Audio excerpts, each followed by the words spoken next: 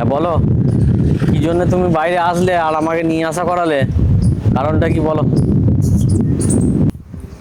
দেখো, বাড়িতে যে তোমাকে বলবো সেরকম পরিস্থিতি কিন্তু আমি পাচ্ছিলাম না। আমাদের বাড়িতে মা, বাবা, ভাই অনেক লোক আছে।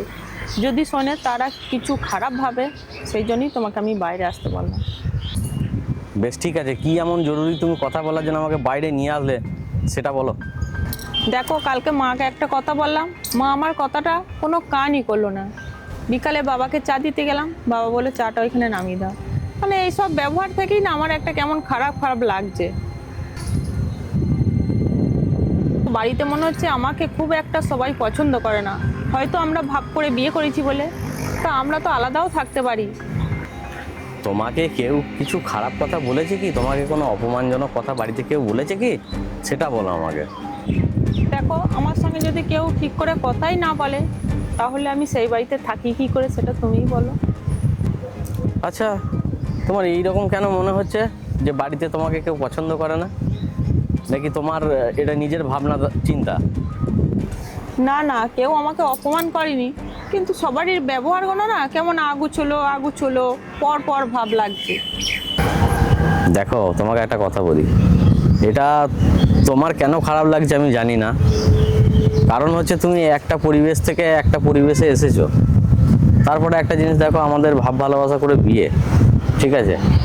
হতে পারে বাবা মায়ের মনের মধ্যে হয়তো কোনো একটা কষ্ট থাকতে পারে যে আমাদের অপছন্দের ছেলে বিয়ে করে নিয়ে এসছে, সেই হিসাবে সেইটা দেখে তোমার আলাদা হওয়ার সিদ্ধান্ত নেওয়াটা কিন্তু একদমই ঠিক নয়, আমি তোমাকে বলবো। তোমার ব্যাগে কাঁচি আছে কি?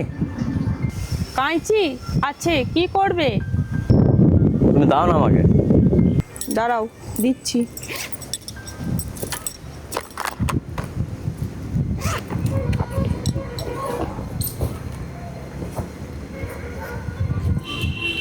এই চাই নাও।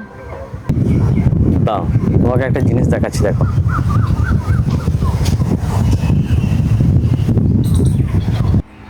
কি করছে ওখানে?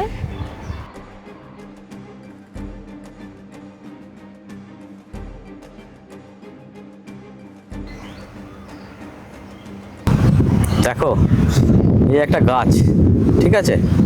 এই গাছটার আমি এখান থেকে কেটে দিলাম। তাহলে পরে কি হলো? গাছটা কেটে শিকড়টা বাদ দিয়ে দিলাম। তাহলে এই গাছটা কি হবে? এই গাছটা বাঁচবে? না, গাছটা একদিন সতেজ থাকবে, তারপরে আস্তে আস্তে মরে যাবে। হ্যাঁ, একদম ঠিক বলেছো। গাছটা হয়তো একদিন, দুদিন, কি 3 দিন, কি 4 দিন গাছটা সতেজ থাকবে, তারপরে আস্তে আস্তে নিস্তেজ হয়ে যাবে। নিস্তেজ হয়ে যাওয়ার পর গাছটা কিন্তু মরে যাবে, শুকিয়ে শেষ হয়ে যাবে। ঠিক তেমনি একটা ফ্যামিলি থেকে বাবা মা ভাই বোন থেকে আলাদা হয়ে যাওয়া মানে ঠিক এই শিকড়ের মতো, বাবা মা ভাই বোন, এই শিকড় যখন চলে যাবে না, তখন আস্তে আস্তে এই গাছটা নিস্তেজ হয়ে মরে যাবে। ঠিক তেমনি একটা ফ্যামিলিতে আলাদা হওয়া একদমই ঠিক নয়। তোমাকে কিছু বলে নাই মা বাবা, তুমি নিজের মনে মনে এইগুলো ভেবেছো। আর বাবা মা ঠিক এই শিকড়ের মতন, কোনোদিনই চেষ্টা করবে না এই শিকড়টা ফেলে দেওয়া, তাহলে তোমার কোনো অস্তিত্ব থাকবে না। বোঝাতে পারলাম তোমাকে জিনিসটা? তুমি যেভাবে বুঝিয়ে দিলে আমি ভালোই বুঝে গেছি। আমি আর আলাদা হওয়ার কথা তোমাকে কোনোদিনই বলবো না।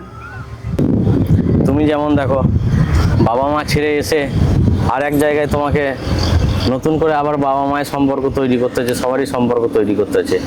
ওখানে দীর্ঘদিন থাকার ফলে তোমার মা বাবার প্রতি একটা বিরাট আদর, ভালোবাসা, মায়া, মমতা সব জন্ম নিয়েছিল। ঠিক তেমনি ধীরে ধীরে এখানে তুমি যত পুরনো হতে থাকবে, আমার বাবা মা ভাই বোন যেই আছে, হ্যাঁ, তোমার সঙ্গে সেইভাবে আস্তে আস্তে আস্তে মিশে যাবে। সেই আদর, ভালোবাসা, মায়ায় তুমি জড়িয়ে যাবে। তখন তোমার এই জিনিসটা কিন্তু মনে হবে না গো। বুঝতে পারলে? হ্যাঁ, তোমার কথাটা আমি বুঝতে পারলাম। যাক, তোমাকে বুঝাতে পেরেছি, সেটাই আমার কাছে অনেক। আর এই জিনিসটা সবসময় মাথায় রেখে দেবে যে সম্পর্ক যত একে অপরকে সহ্য করে নিয়ে চলতে পারবে, তত ভালো হবে। আর যত পুরনো হবে তত মধুর হবে। এটা সবসময় মাথায় রাখবে, তাহলে কোনোদিন দেখবে সংসারে কোনোদিন কোনো সমস্যা হবে না, আশা করছি। বেশ ঠিক আছে, চলো। এই আইসক্রিম খাবে আমাকে? চলো, এই গরমে একটু আইসক্রিম খাওয়া যাক, চলো।